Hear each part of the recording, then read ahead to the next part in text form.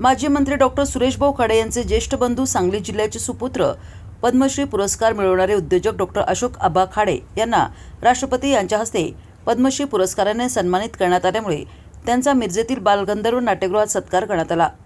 केंद्रीय सामाजिक न्यायमंत्री नामदार रामदास आठवले, पालकमंत्री चंद्रकांत दादा पाटील आणि उद्योजक मिलिंद कांबळे यांच्या हस्ते सत्कार करण्यात आला। यावेळी खासदार विशाल पाटील, माजी मंत्री आमदार सुरेशभाऊ खाडे, आई तानुबाई खाडे, जनसुराज्य पक्षाचे प्रदेशाध्यक्ष सुमित कदम, आमदार सुधीर गाडगीळ, आमदार सुहास बाबर, माजी खासदार संजय काका पाटील, महापौर धीरज सुरेंशी, मकरंद देशपांडे, सुमनताई खाडे, पृथ्वीराज पाटील, दीपक बाबा शिंदे यांच्यासह अनेक मान्यवर, नगरसेवक, जिल्हा परिषद सदस्य, भाजपा पदाधिकारी उपस्थित होते। यावेळी बोलताना केंद्रीय मंत्री रामदास आठवले यांनी आपल्या शैलीत अभिनंदन केले। यावेळी बोलताना रामदास आठवले म्हणाले की अशोक आबा खाडे यांच्यामुळे देशाची इकॉनॉमी वाढत आहे।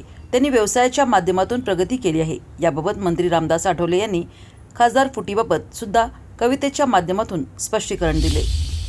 आणि आबांसारखे जे लोक आहेत ते उद्योग क्षेत्रामध्ये अत्यंत ऍक्टिव्ह असल्यामुळे देशाची इकॉनॉमी वाढते आहे, देश आपला समृद्ध होतो आहे। सगळे प्रश्न आम्ही सोडवण्याचा आमचा दावा नाही, पण त्या दिशेने आमचा प्रयत्न चाललेला आहे। आबांसारखे लोक जे आहेत ते लोक उद्योगामध्ये अत्यंत चांगली प्रगती करत आहेत आणि म्हणून आज इथं आबांच्या सत्कारांसाठी येण्याची संधी मिळाली। सुरेश भाऊने मला 2-3 दिवसांनी फोन केला, मला उद्या सकाळी जायचं आहे लेह लडाखला आणि मला हे कोल्हापूरचं पकडायचं आहे। त्यामुळे आबांच्या सत्काराचं निमंत्रण जरी अचानक जरी आलं तरी आबांच्या सत्काराला येण्यामध्ये मला आनंद होता। आबांची माझे अत्यंत चांगले जवळचे संबंध आहेत। पॅन्थरच्या मुवमेंटमध्ये आबा माझ्या पाठीशी उभे राहिले। दलित पॅन्थरची मुवमेंट जी आहे ती दलित पॅन्थरची मुवमेंट सगळ्या गावागावामध्ये आपण पोचवली आणि आबांसारखे लोक आमच्या पाठीशी उभे राहिले।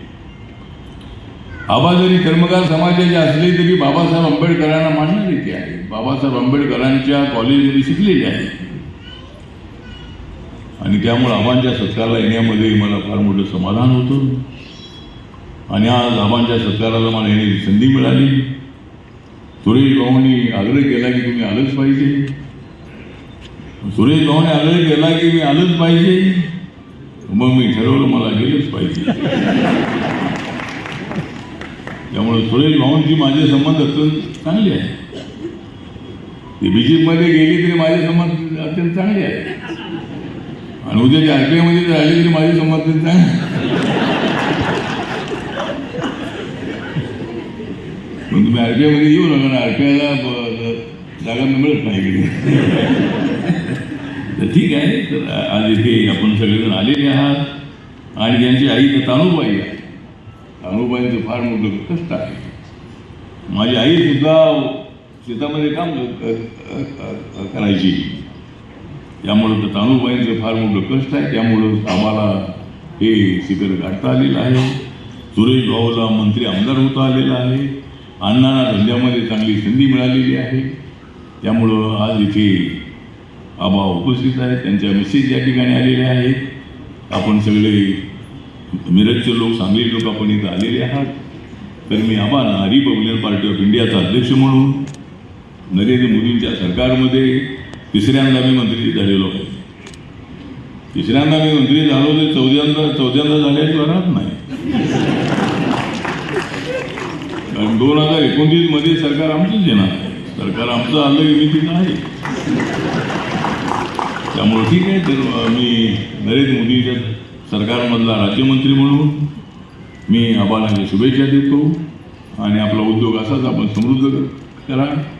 आम्ही आपल्या पाठीशी आहोत। बाबासाहेब आहेत आमच्या गाठीशी, मग का राहणार नाही मी तुमच्या पाठीशी। त्यामुळे आम्ही तुमच्या पाठीशी आहोत आणि आबा आप आगे बढ़ो, मैं तुम्हारे साथ हूँ। तो लिमिटेड नावाच्या कंपनीचे ते अध्यक्ष आहे। मोठ्या प्रमाणामध्ये ONGC मध्ये काम त्यांचं चाललेलं आहे आणि आता ONGCचं काम समुद्रामधून गॅस आणि क्रूड ऑइल जास्तीत जास्त आपल्याला आणावं लागेल, कारण अमेरिकेचं आणि इराणचं युद्ध कधी होईल आणि कधी चालू होईल काही सांगता येत नाही। इराणमधून येणारा जो क्रूड ऑइल आणि गॅस आहे तो गॅसमुळे आपली अडचण बदलली झाली। पण हा सगळा गॅस आणि जे क्रूड आहे ते आपण आपलं उत्पादन वाढवणं अत्यंत आवश्यक आहे आणि त्यासाठी आबांची कंपनी प्रयत्न करत आहे. आबाने ही जी कंपनी सुरू केलेली आहे त्याला सुरेश भाऊंचा पाठिंबा आहे, अण्णांचा पाठिंबा आहे, आमचाही पाठिंबा आहे. आपलं काम अत्यंत चांगलं आहे. मोठी कंपनी आपली आहे. जर्मनी जाऊन आपण आलेले आहे. प्रधानमंत्र्यांच्या हस्ते आपला सन्मान झालेला आहे.